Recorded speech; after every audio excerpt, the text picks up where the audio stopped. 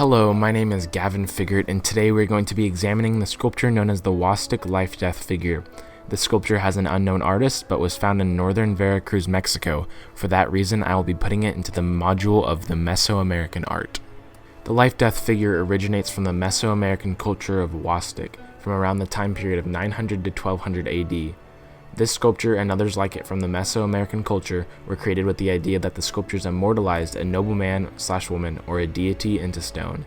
For that reason, the sculpture would have been used in the center of rituals in order to worship whoever was being immortalized. The figure is an example of a freestanding sculpture, as the viewer is able to view it from all angles. It was sculpted out of a sandstone block using a subtractive sculpting technique, and it has many details finely incised, as well as traces of pigment, meaning that when the sculpture was initially created, it was painted, but after 1,000 years, the paint has worn off. The sculpture stands 5 feet 2.5 inches tall, with the halo on top of the head taking up a good amount of the height, so the man himself is probably closer to 4.5 feet tall, which means he is a very short man.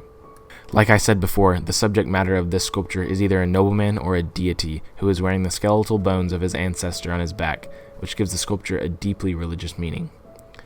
An idea for what that meaning might be is the relationship between life and death. The composition of this sculpture is created in order to have effectively two sides, the young man/deity and the skeletal bones.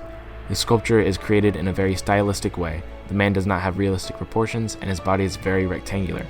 It also has many motifs incised with deep grooves that use shadows to emphasize the details. The module concept that I would like to apply to this sculpture is: art and architecture in the ancient Americas were used in and for sacred and secular rituals. Finally, the art piece I would like to compare the Huastec Life-Death figure to is the Mesoamerican sculpture, a kneeling female figure. Both are from the Aztec culture, but with the kneeling female figure is way less detailed and quite a bit smaller, only around half the size of the Life-Death figure.